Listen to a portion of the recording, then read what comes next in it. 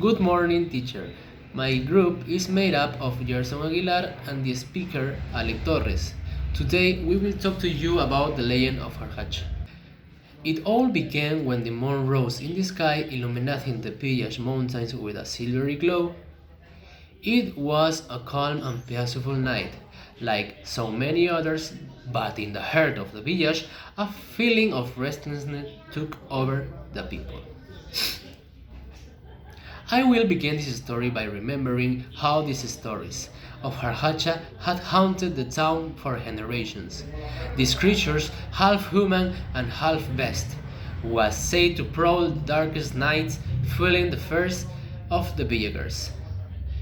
Its wolf-like head, glowing eyes like embers, and chilling howl were topics of conversations at nightly gatherings around the fire.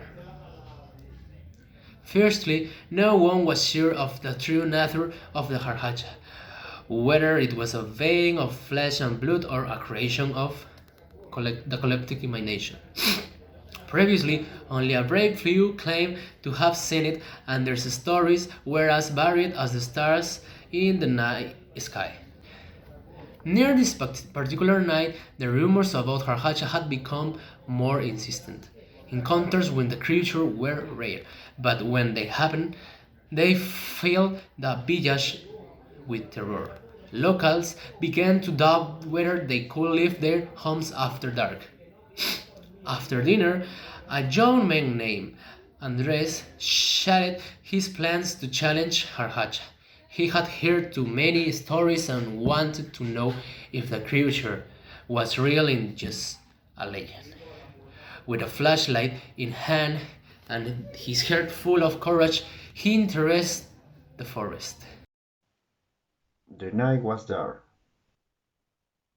and the howling of the wind echoed on the trees. The village faced as hundreds advanced, and the forest closed around him.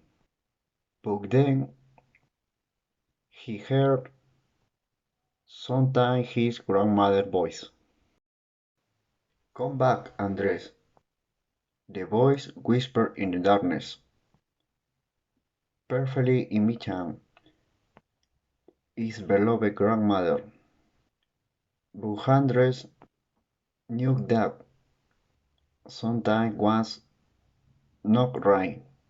His grandmother had passed away years ago.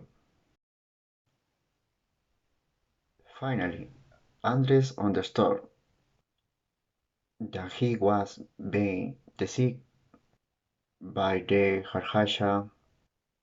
He ran back to the village, his heart beat a gun in his heart. From that day on, the village remained on alert, respecting the dark night and Andres' story as a warning to everyone. In the end, the mystery of the Harkacha remained unsolved, and although the village returned to its relative calm, they knew that in the shadow of the night, some stories never fully fade away, and the Harkacha could still lurk in the darkness night of the Peruvian Andes.